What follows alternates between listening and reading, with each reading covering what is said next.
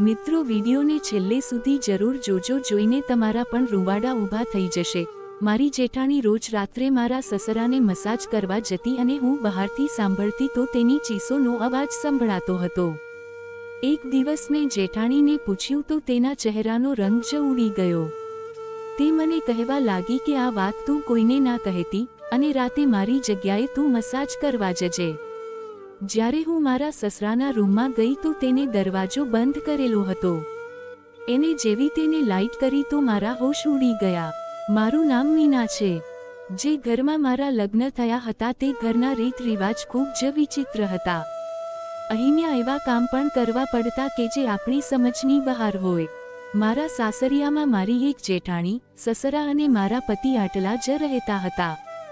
મારા જેઠ તો બહારના દેશમાં રહેતા હતા। મારા પતિનું નામ કાર્તિક હતું। મારા કાર્તિક સાથે પ્રેમ લગ્ન થયા હતા। મારા ઘરવાળા આ લગ્ન માટે રાજી ન હતા, કારણ કે મારો પતિ ખૂબ જ બીમાર રહેતો હતો। મારા પપ્પાને એમ હતું કે તે નશીલા દ્રવ્યોનું સેવન કરતો હતો, આટલા માટે એવો થઈ ગયો છે। હું વિચારતી હતી કે મારા લગ્ન હવે સારી રીતે થઈ જાય તો સારું, પણ એવું થયું જ નહીં। મારા ઘરવાળાએ મારા પતિને કીધું કે તમારી પાસે માત્ર 7 જ દિવસ છે। આ 7 દિવસમાં અમારી દીકરીને લગ્ન કરીને લઈ જાઓ, નકર અમે આના લગ્ન બીજે કરાવી દઈશું। છતાં મારા પતિએ ગમે એમ કરીને મારી સાથે લગ્ન કર્યા, પણ મારા ઘરેથી કોઈ ખુશ ન હતું। મને કીધું કે હવેથી તું આ ઘરમાં ક્યારેય નહીં આવી શકે। કાર્તિકના પપ્પા તો લગ્નમાં ખુશીથી આવ્યા હતા। તેને અમારા લગ્ન બાબતે કંઈ વાંધો ન હતો। તેઓ હંમેશા એવું જ કહેતા કે પ્રેમ કરવો એ કંઈ ગુનો નથી। મારા લગ્નમાં જ હું મારી જેઠાણીને મળી હતી। તેણે કીધું કે સમય જતાં બધું ઠીક થઈ જશે। લગ્ન પછી મારો પતિ ખૂબ જ મહેનત કરવા લાગ્યો, કારણ કે અમારે ઘરે પૈસાની ખૂબ જ જરૂર હતી। ઘરે હું અને મારી જેઠાણી બે જ હતા, પણ એક દિવસ રાતે મેં એક વિચિત્ર વસ્તુ જોઈ હતી। જેવી રાત થઈ તો મારી જેઠાણી ઘરનું કામ પતાવીને મારા સસરાના રૂમમાં જતી હતી। તેના હાથમાં તેલનો એક વાટકો પણ હતો। મને આવું જોઈને ખૂબ જ નવાઈ લાગી। તે દરવાજો બંધ કરીને અંદર જતી રહી। હું વિચારમાં પડી ગઈ હતી। પછી તે રૂમમાંથી પાછી ન આવી। થોડા સમય પછી મારો પતિ કામથી આવ્યો। મેં તેનું ખાવાનું ગરમ કર્યું, પછી અમે બંનેએ સાથે ખાવાનું ખાધું, પણ તે મારી જેઠાણી હજી મારા સસરાના રૂમમાંથી બહાર નહોતી આવી। પછી હું સૂઈ ગઈ હતી। પછી સવારે મારી જેઠાણી, જેનું નામ નીતા હતું, મેં તેને પૂછ્યું કે તમે રાત્રે કેમ આટલી મોડી રાત સુધી જાગતા હતા? પણ તેણે કાંઈ સરખો જવાબ જ ન આપ્યો। પણ પછી એવું તો રોજ થતું રહેતું। મારી જેઠાણી રોજ રાત્રે મારા સસરાના રૂમમાં તેને મસાજ કરવા જતી। હું પણ મોડી રાત સુધી જાગતી હતી, કારણ કે કાર્તિક રાત્રે મોડા કામ કરીને ઘરે આવતા હતા। પણ આ વાત મારા મગજમાંથી જાતી જ ન હતી। ત્યાં અચાનક મેં જે અવાજ સાંભળ્યો તે સાંભળીને મારા હોશ ઉડી ગયા। તે અવાજ મારી જેઠાણી નીતાનો જ અવાજ હતો। તે ધીરે ધીરે રડી રહી હોય તેવો અવાજ મને આવતો હતો। હું તો ચિંતામાં આવી ગઈ હતી કે આ બધું શું થઈ રહ્યું છે। મને પહેલા એમ લાગ્યું કે તે મારો વહેમ હશે, પણ પાસે જઈને જોયું તો મારી જેઠાણી જ રડી રહી હતી। મને થયું કે કંઈક તો ખોટું થઈ રહ્યું છે। તે રાતે મેં દરવાજો પણ ખખડાવ્યો, પણ કોઈએ ખોલ્યું નહીં। પછી મેં વિચાર્યું કે સવારે હવે નીતા સાથે જ વાત કરી લઈશ। તે સવારે મારી સામે બેસીને શાકભાજી સમારતી હતી। ત્યારે મેં તેને પૂછ્યું કે તમે રાત્રે સસરાના રૂમમાં શું કરવા ગયા હતા? તમારા હાથમાં તેલ પણ હતું અને તમે દરવાજો પણ બંધ કરી દીધો હતો। નીતા સીધી વિચારમાં પડી ગઈ। તે મારી સામે કંઈ બોલી જ ન શકી। થોડીવાર ચૂપ રહીને તે બોલી કે સસરાને તેના પગમાં દુખતું હોય છે, આટલા માટે હું તેના પગે માલિશ કરવા ગઈ હતી। મેં કીધું હા, માલિશ કરવા ગયા હતા, કાંઈ વાંધો નહીં, પણ તેમાં દરવાજો બંધ કરવાની શું જરૂર હતી? હવે તે મારાથી નજર મેળવી શકતી ન હતી। મેં તેને કીધું કે તમે કાંઈ છુપાવતા તો નથી ને? તો તે કહેવા લાગી કે ના, એવું કાંઈ નથી, તમે ટેન્શન ના લો। પછી મેં તેના પર વધારે જોર ન આપ્યું, પણ મને લાગ્યું હતું કે દાળમાં કંઈક કાળું તો છે જ। નીતાને જોઈને એવું લાગતું ન હતું કે તેનો પતિ બહારના દેશમાં રહેતો હશે। કારણ કે તે હંમેશા ઘરમાં તૈયાર થઈને જ રખડતી હતી. પછી મને વિચાર આવતો કે તે પોતાના માટે તૈયાર થતી હોય, પણ વિચિત્ર વાત એ હતી કે મેં તેને ક્યારેય પોતાના પરદેશી પતિ સાથે ફોન ઉપર વાત કરતા પણ નથી જોઈ. આ મને થોડું અજીબ લાગતું હતું. પછી મારી જેઠાણી રોજ રાત્રે મારા સસરાના રૂમમાં જતી હતી. મેં તેને પૂછ્યું તો તેને એ જ જવાબ આપ્યો કે સસરાને પગમાં દુખે છે. જ્યાં સુધી હું તેના પગ ના દબાવું ત્યાં સુધી તેને ઊંઘ નથી આવતી. પણ મને એ વિચાર આવતો હતો કે સસરા ના સૂઈ ગયા પછી પણ તેના રૂમમાં જ કેમ રહેતી હશે. આખી રાત તો કની પગ નહીં દબાવતી હોય. મારી અંદર ઘણા બધા સવાલો પેદા થઈ રહ્યા હતા. પણ એક દિવસ એવું થયું કે જે જોઈને હું ચોંકી ગઈ હતી. એક દિવસ હું અચાનક દરવાજો ખખડાવ્યા વગર જ મારી જેઠાણીના રૂમમાં જતી રહી. તે મને અચાનક જોઈને ચોંકી ગઈ. પણ અહીંયા તો હું તેને જોઈને ચોંકી ગઈ હતી. મેં તેને કીધું કે તમે તો માં બનવાના છો અને તમે મને કીધું પણ નહીં. મારું આવું બોલવાથી તે સાવ ગભરાઈ ગઈ અને બોલી કે અમારા ખાનદાનમાં આ બધું અમે કોઈને ના કહીએ. જ્યાં સુધી 7 મહિના ના થાય ત્યાં સુધી અમે કોઈને ના કહીએ. બધા એવું કહેતા હોય છે કે આવનારા બાળક ઉપર નજર લાગી જાય.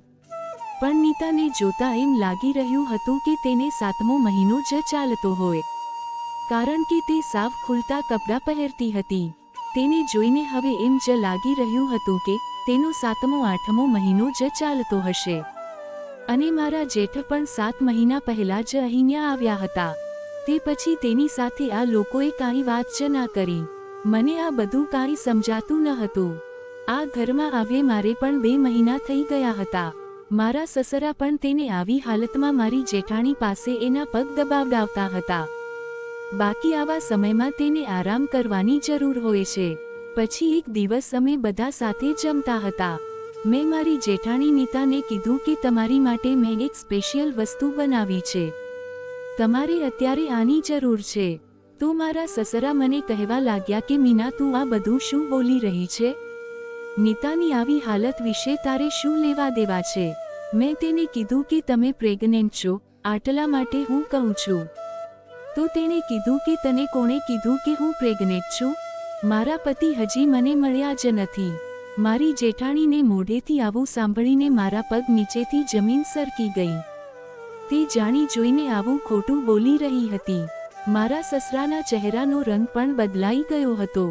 તેને કીધું મીના તારી કંઈક ભૂલ થતી હશે, બાકી એવી કાંઈ વાત નથી. પણ મેં મારી આંખોથી જોયું હતું કે મારી જેઠાણી નીતા પ્રેગ્નેન્ટ જ છે. તે હંમેશા ઉદાસ જ રહેતી હતી. પછી મારા સસરાએ કીધું કે નીતા તારે તારા પિયરમાં જવું હતું ને, તો તું તૈયાર થઈ જા, હું તને ત્યાં મૂકી જાવ. મારા જેઠ તો ઘરે હતા જ નહીં. એટલે નીતા ભાભીને કંઈક જવું હોય તો મારા સસરા જ તેને મૂકવા જતા. મારા સસરાની આવી વાત સાંભળીને મારી જેઠાણી ડરવા લાગી.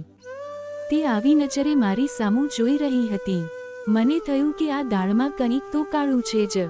હું ગમે તેમ કરીને આ રાજ જાણીને જ રહીશ કે આ બધું શું ચાલી રહ્યું છે. પછી મારા સસરા પણ મારી જેઠાણીને લઈને તેને પિયર મૂકવા ચાલ્યા ગયા. મારા પતિ કાર્તિક પણ ઓફિસે જતા રહ્યા અને હું રહી ઘરે એકલી. પછી સાંજે મારી જેઠાણી નીતા પાછી ઘરે આવી તો તેને જોઈને મને લાગ્યું કે તે બહુ રડી હશે. તેની આંખ અને ગાલ પણ સોચેલા હતા. મેં તેને પૂછ્યું તો તેને કંઈ જવાબ જ ન આપ્યો. પછી મેં કાંઈ વધુ સવાલ ન કર્યા. મેં તેને કીધું કે તમે તમારા રૂમમાં જઈને આરામ કરો, હું ઘરનું કામ જોઈ લઈશ. મને થયું કે હવે આ રાજ તો મારે જાણીને જ રહેવું પડશે. થોડીવાર પછી મેં જોયું કે મારી જેઠાણી નીતા સૂઈ ગઈ હતી. મેં તેના રૂમનો દરવાજો બહારથી લોક કરી દીધો. મેં વિચાર્યું કે આજે નીતાની જગ્યાએ આજે હું તેલનો કટોરો લઈને સસરાના રૂમમાં જઈશ, કારણ કે મારી પાસે બીજો કોઈ રસ્તો જ ન હતો. મને ડર પણ લાગી રહ્યો હતો કે કંઈક બીજું ના ઊભું થાય તો સારું. પછી મેં મારી જેઠાણીના કપડાં પહેરી લીધા અને મારા સસરાના રૂમમાં ગઈ તો ત્યાં નાની લાઇટ ચાલુ હતી. અંદર જઈને મેં દરવાજો બંધ કરવાનું નાટક કર્યું, કારણ કે મારી જેઠાણી પણ રૂમની અંદર જઈને દરવાજો અંદરથી બંધ કરી દેતી હતી. પણ મેં તો દરવાજો ખુલ્લો જ રાખ્યો હતો. પછી હું મારા સસરાના બેડ પાસે ગઈ, ત્યાં તરત જ એણે મારો હાથ પકડી લીધો. તેને આટલો જોરથી હાથ પકડ્યો કે મને કંઈક થવા લાગ્યો, છતાં મેં સહન કરી લીધું. પછી મારા સસરાએ મારો હાથ મરડીને કીધું કે નીતા, જો તારે આ ઘરમાં રહેવું હોય ને તો તારું મોઢું ના ખોલતી અને કોઈને ખબર ન પડવી જોઈએ કે તું મારી પત્ની છો. જો કોઈકને ખબર પડશે કે તારા પેટમાં જે બાળક છે તે મારું છે તો હું તારો એવો હાલ કરીશ કે જેવો મેં બપોરે કર્યો હતો. આવું કહીને મારા સસરાએ મને જોરથી ધક્કો માર્યો. મારી પાસે આ એક જ મોકો હતો એટલે હું ત્યાંથી ભાગીને મારા રૂમમાં આવી ગઈ. પાછળથી મારા સસરા નીતા નીતા કરીને બૂમો પાડતા રહી ગયા. મારા સસરાનું આવું રૂપ જોઈને હું પણ ડરી ગઈ હતી. પણ આ ઘરમાં જે કંઈ થઈ રહ્યું હતું તે ખૂબ જ ખોટું થઈ રહ્યું હતું. અર્થાત હું જેને મારી જેઠાણી સમજતી હતી તે તો મારી સાસુ નીકળી હતી. આ બંનેની ઉંમરમાં પણ ફરક હતો, પણ મારી સાસુ ઉપર હવે આ અત્યાચાર થતો હતો જેને હું જોઈ શકતી જ ન હતી. મારે આજે દૂધનું દૂધ અને પાણીનું પાણી કરી નાખવું હતું. હું સીધી મારા પતિ કાર્તિકને ઉઠાડવા ગઈ. તે મને જોઈને બોલ્યા કે મીના, શું થયું છે તને? પછી હું તેનો હાથ પકડીને મારી સાસુ નીતાના રૂમમાં લઈ ગઈ. તે સૂઈ રહી હતી. મેં તેને જગાડી અને સીધી તેને મારા સસરાના રૂમમાં લઈ ગઈ. કાર્તિક અને નીતા મને જ જોઈ રહ્યા હતા. સસરાના રૂમમાં જઈને મેં લાઇટ ચાલુ કરી. તે અમને ત્રણને જોઈને ચોંકી ગયા. એમ કહેવા લાગ્યા કે તમે ત્રણેય મારા રૂમમાં કેમ આવ્યા? મેં કીધું, પપ્પાજી, હવે આ બધા નાટક બંધ કરો. મને તમારી બધી હકીકત ખબર પડી ગઈ છે. હું તમને એક સારા માણસ સમજતી હતી અને તમે સાવ આવા નીકળ્યા. મારા સસરા મને કહેવા લાગ્યા, બેટા, આ તું શું બોલી રહી છે? પછી મેં મારી જેઠાણીને આગળ લાવીને કીધું, હવે બોલો. મેં કીધું, આ તો મારી જેઠાણી હતી ને? તો સાસુ કઈ રીતે? મારા મોઢેથી આવું સાંભળીને મારા સસરા, કાર્તિક અને નીતાનો ચહેરોનો રંગ બદલાઈ ગયો. નીતાએ મારા સસરાને કીધું, તમે મને કાંઈ ન કહેતા? મેં મીનાને કાંઈ નથી કીધું. પછી મેં કીધું, ના, હું જ તમારા રૂમમાં તેલ લઈને આવી હતી. તમે તમારી પત્ની ઉપર આવો અત્યાચાર કરો છો અને તેના પેટમાં બાળક પણ છે. ઉપરથી તમે એને મારો છો. શરમ આવવી જોઈએ તમને. મેં કીધું, તમે બધાએ આ વાત મારાથી કેમ છુપાવી? પછી કાર્તિકે મને કીધું, મીના, હવે તને બધી ખબર જ પડી ગઈ છે તો હું તને આજે કહી જ દઉં. આ નીતા અમારા ઘરે પહેલા કામ કરતી હતી ત્યારે મારી માં જીવતી જ હતી. તે નીતાને પોતાની દીકરીની જેમ જ સાચવતી હતી. પણ એકવાર નીતા ખૂબ જ રડી રહી હતી તો મારી માએ તેને કીધું કે બેટા, શું થયું છે?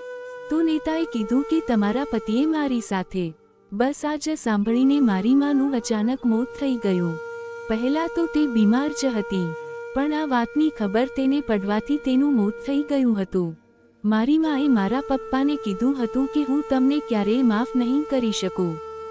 પણ મારા પપ્પાની માફી માંગવાથી મારી માએ તેને કીધું કે તમે આ નીતા સાથે લગ્ન કરી લેજો એટલે હું તમને માફ કરી દઈશ.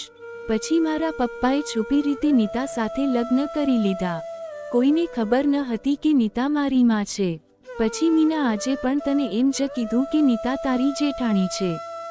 મેં મારા સસરાની સામું જોયું અને તેની પાસે જઈને કીધું કે પપ્પા, તમે જે પણ કર્યું તે બધી ભૂલ હતી. પણ જો હવે આવું થશે તો યાદ રાખજો કે મારા સાસુના આત્માને શાંતિ નહીં મળે. પછી મારા સસરા મને કહેવા લાગ્યા કે બેટા, અત્યાર સુધી તો હું સમાજથી ડરી રહ્યો હતો. પગે પડીને માફી માંગવા લાગ્યા. નીતા, મને માફ કરી દે. મેં તારી સાથે બહુ ખોટું કર્યું છતાં તે કાંઈ ના કીધું. તું એક મહાન સ્ત્રી છે. બસ હવે એક મહાનતા મારા ઉપર પણ કરી દે. પછી નીતા બોલી કે તમે આવું ના બોલો. તમે તો મારા પતિ પરમેશ્વર છો. જો તમે માફી માંગો તે સારું ના લાગે. બસ તમે મને હવે સાચા દિલથી